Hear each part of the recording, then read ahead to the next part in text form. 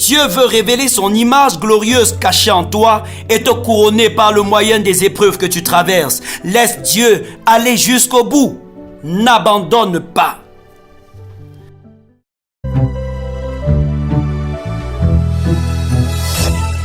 Nous nous réjouissons de nous retrouver encore aujourd'hui pour partager la parole de Dieu autour du breakfast. Et le thème que nous allons débattre ce matin, c'est « N'abandonnez pas », inspiré de Jacques 1, verset 12, qui dit ceci, je cite, « Heureux l'homme qui supporte patiemment la tentation, car après avoir été éprouvé, il recevra la couronne de vie que le Seigneur a promise à ceux qui l'aiment.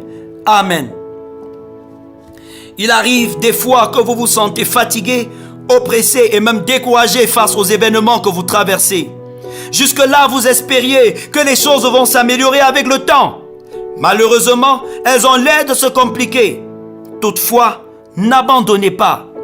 Jacques, le frère du Seigneur, au 12e verset du chapitre 1 de son épître, indique 2 raisons pour lesquelles vous devez tenir au milieu de la tentation. La toute première raison pour laquelle vous ne devez pas abandonner, c'est le but de toute épreuve. L'épreuve que vous traversez n'a pas pour but de vous détruire ou de vous avilir, mais de vous amener à la perfection, à la maturité.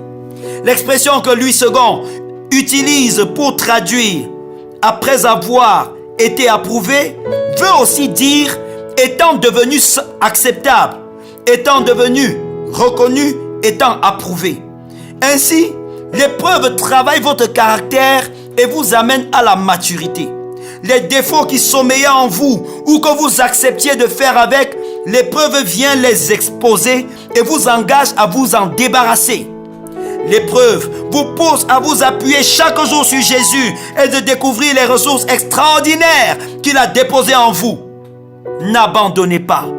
Permettez à Dieu d'achever le perfectionnement de votre caractère. Quand vous serez devenu acceptable, il passera à la prochaine étape. La deuxième raison pour laquelle vous ne devez pas abandonner, c'est la récompense qui vous attend. Dieu dit qu'il a promis une couronne de vie pour ceux qui l'aiment. Votre épreuve n'est donc pas gratuite. Il y a un enjeu sérieux, la couronne de vie. Dieu dit qu'il la posera sur votre tête à la seule condition que vous l'aimiez. Ceci veut dire que le secret pour vaincre, c'est d'aimer Dieu. Pensez régulièrement que Dieu est au ciel et vous observe. Il a mesuré l'épreuve pour vous et sait que vous êtes à la hauteur. Il tient la couronne réservée pour vous et sait que vous allez la décrocher. Votre attitude actuelle et vos paroles lui font-elles sourire ou pleurer? Votre comportement dans l'épreuve prouve-t-il que vous l'aimez vraiment? C'est facile de dire qu'on aime Dieu quand tout va bien. Mais quand tout va mal, seuls les vrais amoureux de Dieu continuent à lui être fidèles. Regardez au chemin que vous avez déjà parcouru, aux difficultés que vous avez déjà surmontées, aux insultes que vous avez déjà supportées. Allez-vous perdre tout ça? Allez-vous vous arrêter sans que Dieu n'ait achevé votre perfectionnement?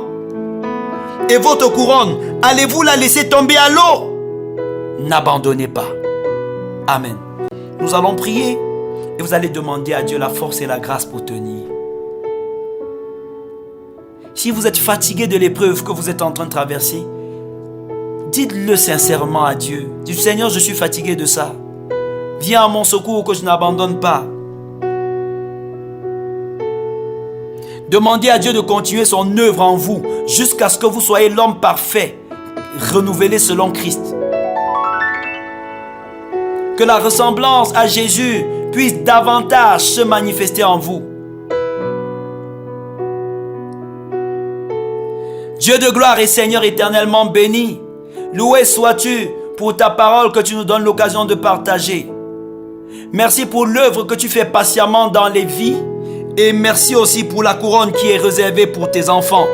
Je prie que ta main continue à faire du bien, à se déployer, que ta main continue à fortifier, à affermir et que tes enfants de partout dans le monde, Seigneur, ne puissent pas baisser les bras. Soutiens les frères qui sont dans les pays difficiles et permets-leur de tenir ferme face à l'oppression et à la persécution. Au nom de Jésus, Amen. Continuez à vous délecter des contenus que nous vous proposons dans notre chaîne YouTube Ghost TV CM ou encore dans notre page Facebook Pasteur Valérie Chamokoin. Que Dieu vous bénisse. Amen.